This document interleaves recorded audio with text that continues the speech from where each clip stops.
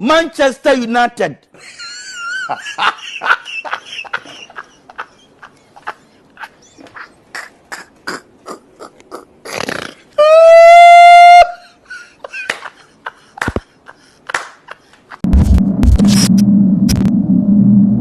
लिखा है यार, इस मैच के लिए बहुत कुछ लिखा है, बट पहली बार ऐसा लग रहा है कि ये नहीं पता कि किस तरीके से एक्सप्रेस करूं, कहाँ से शुरू करूं, कहाँ से ख़त्म करूं। I think for the first time जब भी हमने इतना यूनाइटेड के मैच को लेके इतना हमने डिस्कस किया है, कभी ऐसा शायद से पहली बार ऐसा हुआ है कि एक भी चीज़ इस मैच में यूनाइटेड की तरफ से पॉजिटिव नहीं थी, एक भी चीज़ नहीं थी।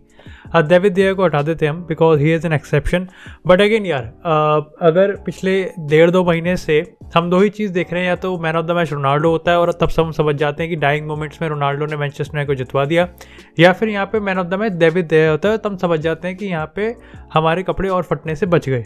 लेकिन इसके अलावा यहाँ पे और कोई सिस्टम है नहीं। लेकिन डेफिनेटली यार देखो, ये एपिसोड मेनली हम इस पर बात करने वाले हैं कि यहाँ से अब आगे क्या, बिकॉज डेफिनेटली वो मैनचेस्टर यूनाइटेड से जो भी रिलेटेड है, जो भी कहीं ना कहीं इमोशनली अटैच्ड है, वो इस समय कहीं ना कहीं सिर्फ एक ही चीज़ सोच रहा है कि what's next for Manchester United. लेकिन यार डेफिनेटली लिखा है तो हम यहाँ पे कहीं ना कहीं टेक्निकल रेफरेंस लेने वाले हैं अपने नोट्स का, बिकॉज आप में से यार काफ़ी सारे लोग हैं जिनको कहीं ना कहीं यहाँ पे टेक्निकल डिस्कशंस, टेक्निकल पॉइंट और स्ट्रैटेजी डिस्कशन करना बहुत ज़्यादा पसंद है। तो डेफिनेटली हम उसको वो यहाँ पर कहीं ना कहीं ये चीज़ हम कंटिन्यू करने वाले हैं। तो 5 ऐसे पॉइंट्स जो कि मेरे को लगता है कि इस मैच में बहुत ज़्यादा इंपॉर्टेंट थे और वो बहुत ज़्यादा हाईलाइटेड थे।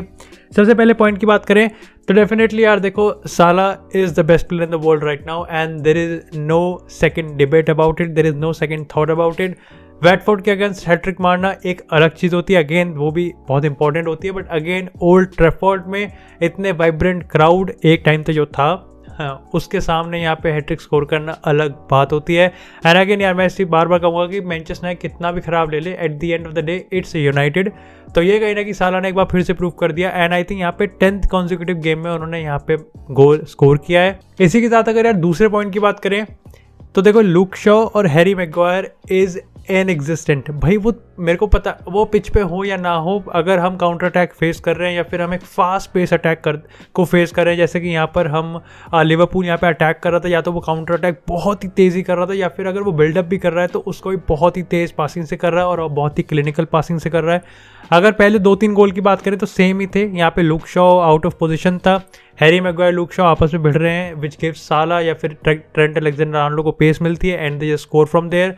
बट कहीं ना कहीं इस पे यार इतना ही है, बिकॉज ये चीज़ रिपीटेटिव है। पिछले 2 महीने से हम लगातार इस चीज़ पे बात कर रहे हैं कि यहाँ पे डिफेंस तो कुछ इसमें कुछ खास नया है नहीं।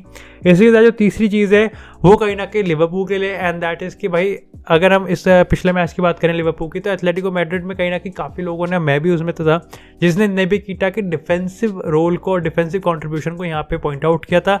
बट अगेन यार आज के मैच को देखने में मेरे को समझ में आ गया कि नेबी कीटा इस लिवरपूल की साइड को एक अलग ही डायमेंशन ऐड करता है। लाइक डेफिनेटली देखो यार, रॉबर्टो फर्मिनो ड्रॉप डीप करता है स्ट्राइकर से, और नेबी कीटा स्टेप अप करता है। ये बहुत ही अंडररेटेड और बहुत ही अनप्रेडिक्टेबल कॉम्बिनेशन है, एंड जर्गन क्लोप ने यहाँ पे सही में हुक्म का इक्का गिरा है। डेफिनेटली वेरी अनफॉर्चुनेट कि नेबी कीटा यहाँ पे कंटिन्यू नहीं कर पाया 90 मिनट्स तक, बट अगेन आई होप कि भाई वो बहुत जल्दी से रिकवर हो। बट सही में यार नेबी कीटा अगर कंसिस्टेंट परफॉर्मेंस देने लग जाए, अगर वो रेगुलरली इंजरी प्रोन से थोड़ा दूर रहना, तो वो नेक्स्ट बिग थिंग हो सकता है इस लिवरपूल में। और आई थिंक कहीं ना कहीं यहाँ पे ये डिस्कशन तो अब नहीं होना चाहिए कि क्या नेबी कीटा लिवरपूल में फ्लॉप है या नहीं।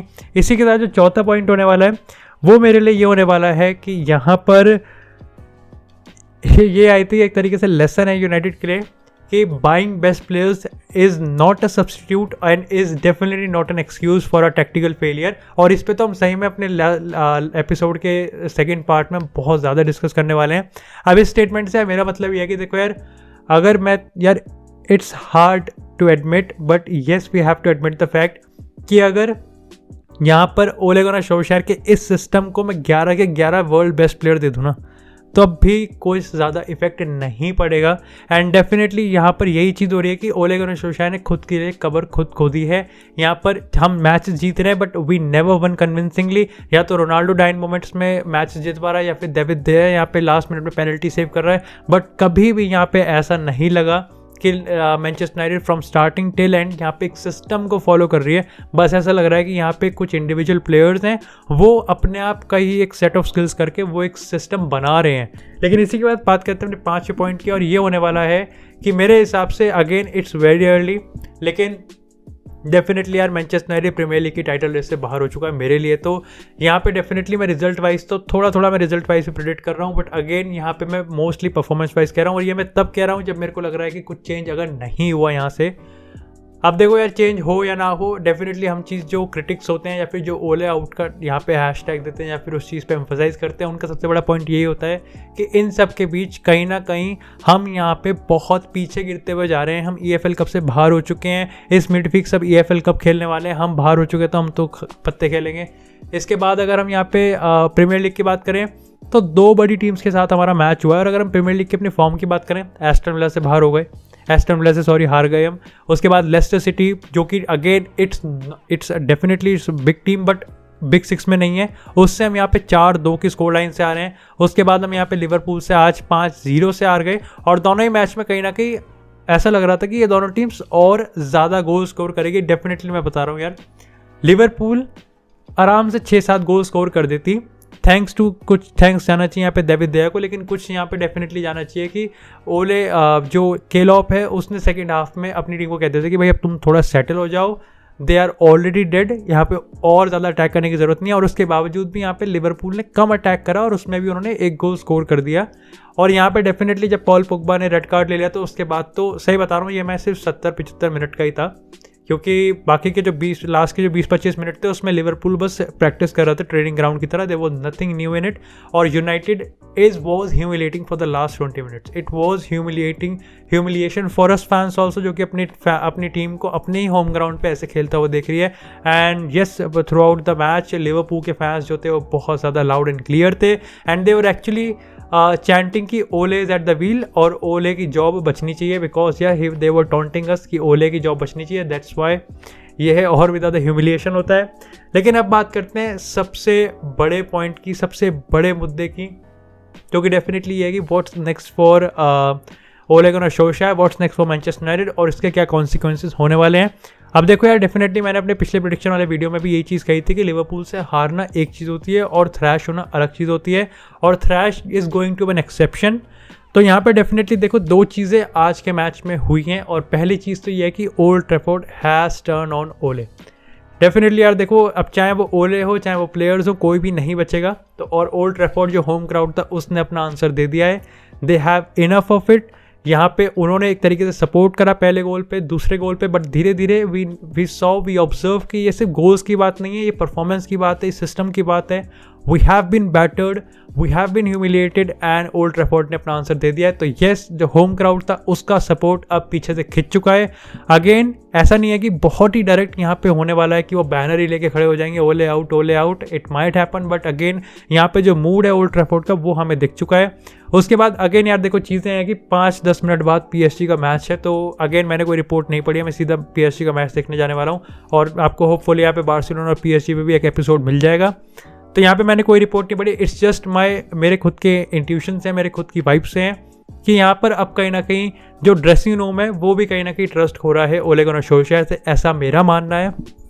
देखो यार, डेफिनेटली पास्ट में ये चीज़ें आई हैं ऐसी रिपोर्ट्स, और आज के मैच को देखते हुए तो मेरे को पक्का लगता है कि ये चीज़ बहुत ही ज़्यादा विजिबल है, बहुत ही ज़्यादा नोटिसेबल है, एंड इट्स बहुत हार्ड होने वाला है ओले गुनार सोल्शायर के लिए, अभी किसी भी मैनेजर के लिए, कि वो इन प्लेयर्स की मेंटालिटी को फिर से वापस लेके आए। अगेन ये वो टीम नहीं है जो कि एक टीम में सिर्फ 10 गोल 20 गोल 10 असिस्ट या 20 असिस्ट करने के लिए आए। They are here for trophies, और वो इस सिस्टम में, इस ओले गुनार सोल्शायर के एरा में वो उनसे छीनती हुई दिख रही है। तो अगेन यहाँ पे चीज़ें बहुत बदल रही है। अगर आप में से काफ़ी लोगों ने ट्विटर पे या फिर सोशल मीडिया पे सर एलेक्स फर्गसन का जो पिक्चर है जो वायरल हो रही है वो अगर आपने देखी होगी, तो अगेन वहाँ से भी आपको पता चल ही गया होगा कि जो मूड है वो इस समय क्या बना हुआ है। डेफिनेटली यार देखो, सीन ये है कि मैं इससे ज़्यादा कॉन्फिडेंट और इससे ज़्यादा कन्विंस्ड कभी नहीं हुआ कि ओले गुनार सोल्शायर अब मैन यूनाइटेड का मैनेजर नहीं रह सकता। लेकिन साथ बाय साथ मेरे को एडमिट भी करना पड़ेगा, मेरे को इस चीज़ को हमें मानना पड़ेगा कि यहाँ पर अभी भी कोई कॉन्फिडेंस नहीं है, अभी भी कोई मेरे को श्योरिटी नहीं है कि जो मैनचेस्टर यूनाइटेड है वो कोई ड्रास्टिक चेंज लेने वाला है। अगेन ऊपर से नीचे तक की चीज़ें सारी हिल चुकी हैं, बट यहाँ पर मैनेजर चेंज होने के बाद जब आती है तो पता नहीं हम कितनी गलती और करेंगे, हम कितना टाइम और ज़्यादा लेने वाले हैं, लेकिन I am not confident, I am not sure कि यहाँ पे ओले गुनर सोल्शायर की जॉब है। अगेन अगर मैं आपको पोस्ट मैच प्रेस कॉन्फ्रेंस की बात बताऊँ तो यहाँ पे ओले ने यही कहा है कि हमारे पास टाइम नहीं है कि हम यहाँ पे अपने लिए सॉरी फील करें, we are at the worst, और हमें कहीं ना कहीं नेक्स्ट मैच के लिए फोकस करना है। और जो नेक्स्ट मैच है वो टॉटनहम हॉटस्पर पे है। एंड कोई मुझे बताओ कि हम स्पर्स, सिटी, चेल्सी, आर्सेनल, एटलांटा, इनके अगेंस्ट हम कैसे खेलने वाले हैं? इस सिस्टम में नहीं खेल सकते। To be very very sure ना यार, पता है मैं इस चीज़ को, मैं अपनी गलती एडमिट करने के लिए तैयार हूँ कि I have been very wrong about this CDM, या वी हैव बीन इस चीज़ को बार बार उठाते हुए जा रहे हैं कि CDM चाहिए, CDM चाहिए, CDM चाहिए। मैं तुम्हें लिख के दे रहा हूँ कि अगर मैं यहाँ पे कांते भी मिल जाएगा ना ओले गुनर सोल्शायर को, वो इस सिस्टम में कांते को भी फिल जोन्स वाली परफॉर्मेंस दिलवाएगा। ये लिख के ले लो यार, डेफिनेटली देयर इज़ नथिंग। यहाँ पे हम बहुत कुछ कह सकते हैं यार, पर्सनल प्लेयर परफॉर्मेंस पे हम बहुत सारा कुछ कह सकते हैं। रोनाल्डो ख़राब खेला, ब्रूनो फर्नांडिस ख़राब खेला, यहाँ पे जैसे मैंने आपको 5 पॉइंट्स में बताया कि लूक शॉ और यहाँ पे जो हैरी मैग्वायर थे वो इनएग्जिस्टेंट थे, पता ही नहीं चल रहा था कि वो पिच पे है नहीं है। बहुत कुछ है, लेकिन ये सिस्टम ही ऐसा है कि जहाँ पे प्लेयर की सिर्फ वीकनेस ही एलिवेट हो रही है, प्लेयर की कोई, यार आप मुझे खुद बताओ, अपने आप से खुद पूछो कि क्या आपने अभी पिछले 2 महीने में जितना भी हमने इस चैनल पे चर्चा करी, जितने भी आपने खुद एनालाइज किया, जितनी भी आपकी आइडियोलॉजी है, जितने भी आपके क्राइटेरियाज है, जितना आपने उस पर जज किया है, क्या आपको कभी लगा कि कोई भी यूनाइटेड के स्टार्टिंग 11 में ऐसा प्लेयर है जिसने सही में ओले गुनर सोल्शायर के अंडर अपने आप को परफॉर्म किया हो? ब्रूनो फर्नांडिस के बारे में आप कह सकते हो, अगेन क्रिस्टियानो रोनाल्डो, अगेन यहाँ पे फ्रेड की बात करें या फिर स्कॉट मैकटोमिने की बात करें, हैरी मैग्वायर, लूक शॉ, कोई है ऐसा player? Jadon Sancho, Mason Greenwood, कोई है ऐसा प्लेयर जो कि हम सही में कह सकते हैं कि इसको टैक्टिकली यहाँ पर एलिवेट किया गया है? मैं कंपैरिजन की बात बताता हूँ, केलॉफ की बात करें तो यहाँ पर उसने नेबी कीटा को किस तरीके से यूज़ कर रखा है, उसने यहाँ पे जो इब्राहिम कोनाते हैं, ट्रेंट अलेक्जेंडर-आर्नोल्ड है, रॉबर्टसन है, मोहम्मद साला, सादियो मैने, I am not taking credit away from their individual performance, बस एक बढ़िया मैनेजर होता है ना, तो वो भाई अलग ही लेवल पे ले जाता है प्लेयर्स को, एंड वो हमारे पास नहीं है। तो डेफिनेटली अगर आप ओले इन हो या ओले आउट हो, it doesn't matter, but matter is कि हमारे पास टाइम ज़्यादा नहीं है।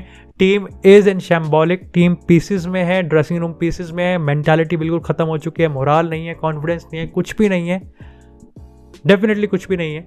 और अगर ये एक ऐसी टीम नहीं है जो कि Aston Villa, no offence to Aston Villa, but किसी छोटी टीम के अगेंस्ट जीत के हम सर्वाइव करने वाले हैं, this is Manchester United, and Man United lives on trophies, lives on legacy, और वो लेगेसी कहीं ना कहीं आज इस मैच में ख़त्म होती हुई दिख रही है। और डेफिनेटली यार देखो, फॉर नो रीज़न, मैं एग्जैजरेट नहीं कर रहा हूँ, या जो प्रोटेस्ट है, जो भड़ास है, वो किसी इस चीज़ से इसलिए नहीं है कि 5-0 से मार गए।